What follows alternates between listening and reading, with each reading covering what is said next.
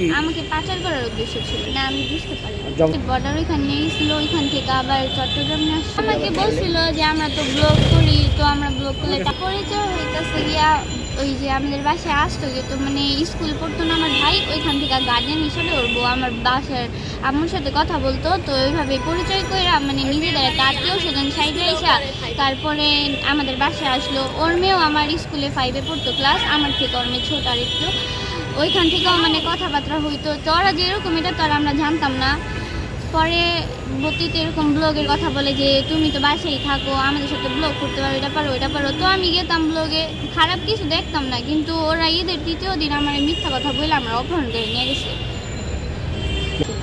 এদিকে ফ্যামিলির সাথে তুমি কিভাবে যোগাযোগ? ফ্যামিলির সাথে যোগাযোগ হইতাছে, ওই আমারে ফোন দিয়া বলছিল টাকা চাইতে, তারপর আমি টাকা চাইছিলাম, ওইখান থেকেই ট্র্যাকিং করে পুলিশ প্রশাসন আমাকে উদ্ধার করে।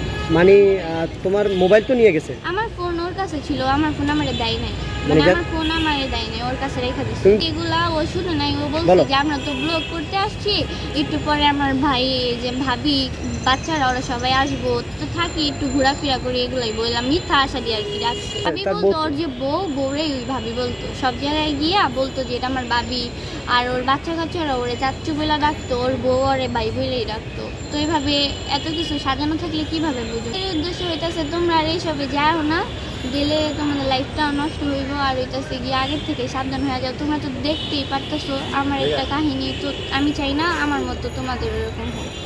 পুলিশ প্রশাসন, সাংবাদিক, আপনাদের অনেক ধন্যবাদ যে আপনারা অনেক রিস্ক নিয়ে আমার ফেরত নিয়ে আসছেন। আর হইতাছে এখন আমি আইনের কাছে ওদের শাস্তি চাই। এই যে ওদেরকে অ্যারেস্ট করছে, স্বামী স্ত্রী দুইজনকে অ্যারেস্ট করছে? হ্যাঁ, ওদের দুজনকে অ্যারেস্ট করছে। পলাতক ছিল, তো অনেক কষ্ট করে ওদের মানে আমাদের কিছুদিন আমার নিয়ে আসার পর উদ্ধার করে অনেক বিভিন্ন নাম্বার দিয়ে অনেক হুমকি টুমকি দিছে। আবার বাকি দিন চুপ আসিল, চুপ থাইকা ওরা ওদের মাল সামানা নিয়ে মানে পলাতক হয়ে গেছে। তো ওদের আর অ্যাড্রেস খুঁজে পাইতেছিল না, তো আমরা তো ভাবছি ওরা আর ধরা পড়বে না।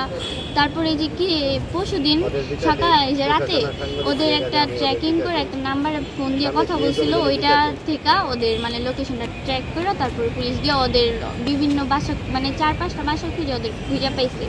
এটা হচ্ছে নারায়ণগঞ্জ, সোনারগাঁওর অনেক ভিতরে, মানে ওরা ওইখানে গিয়ে ওইরকম বাসা ভাড়া নিয়ে থাকে। আপনাদের রানীগঞ্জ মডেল থানার পুলিশদের অনেক ধন্যবাদ, কারণ ওরা যদি না আমাকে উদ্ধার করতো তাহলে আমি আর মানে বেঁচে ফিরে আসতে পারতাম না। তো ওদের অনেক ধন্যবাদ, আপনাদের অনেক ধন্যবাদ। আর আমি আইনের কাছে এরকম ন্যায় বিচার চাই। ন্যায় বিচার